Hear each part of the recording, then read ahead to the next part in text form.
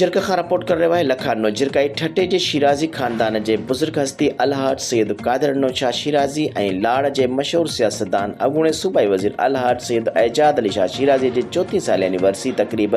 10 डिसंबर अंगारे जे ॾींहुं शिराजी हाउस ठटे में मुनाक़िद करे निहायत अक़ीदत ऐं एहतराम सां मल्हाई पई वञे, जंहिंमें क़ुरान ख़्वानी कराए दुआ घुरण बैदि अलहाज सैयद एजाद अली शाह शिराजी जी ज़िंदगी ते मुक़ररी रोशनी विझी खेसि संदसि कयल ख़िदमतुनि ते ख़िराज अक़ीदत पेश करण सां गॾु संदसि कयल अवामी ख़िदमतुनि ते ठाहियल डॉक्यूमेंट्री पिणु पेश कई वेंदी, जंहिंमें सिंध जे कुंड कुर्श खां माण्हू वॾे अंग में शिरकत कंदा। अहिड़ी बदिराई अॻूणे ज़िले नाज़िम सैयद शफ़क़त हुसैन शाह शिराजी, MNA सैयद अयाज़ अली शाह शिराजी, सूबाई वज़ीर सैयद रियाद हुसैन शाह शिराजी, अॻूणे MPA सैयद इम्तियाज़ शाह शिराजी, अॻूणे MPA सैयद अमीर हैदर शाह शिराजी, सैयद फयाज़ हुसैन शाह शिराजी, सैयद तनवीर हैदर शाह शिराजी, MPA सैयद शाह हुसैन शाह शिराजी, सैयद नसीर शाह शिराजी पारां कई वई आहे, जिन में ॼाणायो वियो आहे त 4 साल गुज़रण बावजूद अलहाज सैयद एजाज़ शाह शिराजी खान विसरी नाहे सघियो, जेको हर वक़्तु संदन दिलनि में मौजूदु आहे। उन्हनि ठटे सजावल ज़िलनि समेत समूरे सिंध जे माण्हुनि खे अपील कई आहे त हू वधि में वधि हिन वरसी तक़रीब में भरपूर नमूने शिरकत करे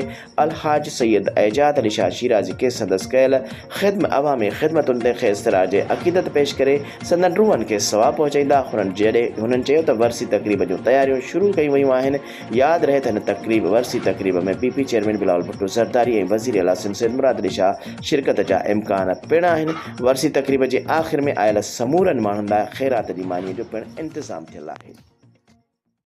सजावल खां रिपोर्ट कर रहे इम्तियाज़ मेमो। सजावल में एकता दिहाड़े के हवाले से सकाफ़ती रैली कढ़ी वही, जिसकम आरिसर ऐं जिसकम कुरैशी तरफ़ां असलम खैरपुरवी, मोहम्मद खान पठान, मुमताज़ सांद, मंजूर मेमून ऐं माणिक लखारी जी अगवाड़ी में एकता दिहाड़े की सकाफ़ती रैली कढ़ी वही। रैली में नौजवाननि सकाफ़ती लिबास, अजरक, टोपी, लुंगियूं ऐं पटका पहिरे मलाह बम ते गॾु थी हिकु वॾी गाॾियुनि जे काफ़िले जी सूरत में रैली कढ़ी वई, जेका शहर के मुख़्तलिफ़ इलाइक़नि खां रोडनि रस्तनि तां थींदी पब्लिक पार्क पहुती, जिते रैलीअ खे ख़िताब कंदे अॻवान चयो त सिंधी सवें सालनि जे बहितरीन तारीख़ जा मालिक आहिनि ऐं दुनिया में सिंधी तहज़ीब तमामु पुराणी ऐं मेहमान नवाज़ी जे करे पूरी दुनिया में मशहूरु आहे। असां हिकु सिंधी हिकु सकाफ़त जो ॾींहुं मल्हाइण ते पूरे सिंध मीडिया खे सलाम पेश करियूं था, जिन सिंधी क़ौम खे हिन क़ौमी ॾींहुं मल्हाइण लाइ हिकु ईद जो ॾींहुं मुक़ररु कयो आहे, जंहिंमें पूरी दुनिया में रहंदड़ सिंधी पंहिंजे धरती ऐं सकाफ़त सां मुहबत जो इज़हार तौर ते हिन ॾींहुं मल्हाईंदा आहिनि, जंहिंसां सिंधी माण्हुनि खे पंहिंजे ख़तमु थींदड़ सकाफ़त सां मुहबत करण जो मौक़ो मिलंदो आहे। उन मौक़े ते नौजवाननि टोपी, अजरक ऐं बोस्की जा पटका पहिरे क़ौमी गीतनि ते झुमरियूं हणी रक़्स कयो।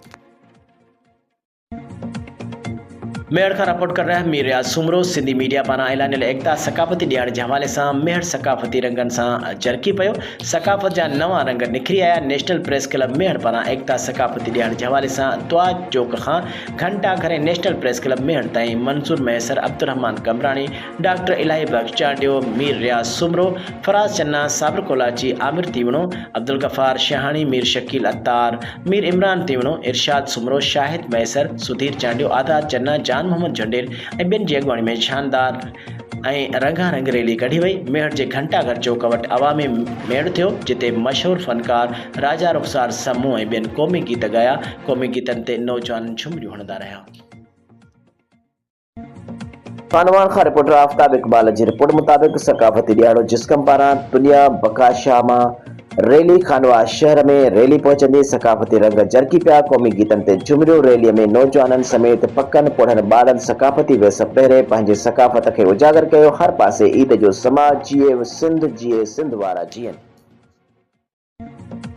मीरपुर पठोरो खां रिपोर्ट कर रहा है गुलाब गुलजुड़े जो। पूरे सिंध जहाँ मीरपुर पठोरो में एकता के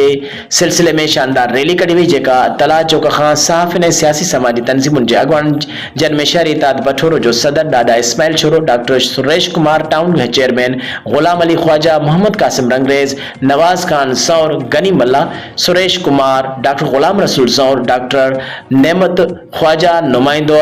नौमान शोरो, गुलाब गुलजुड़े जो, ताबी कमरानी, इम्तियाज अली सुमरो, आकाश सौर, कादिर खासकेली, अशरफ चांडियो, इंतजार खट्टी, हाजी मूसा खट्टी ऐं ॿियनि शिरकत कई।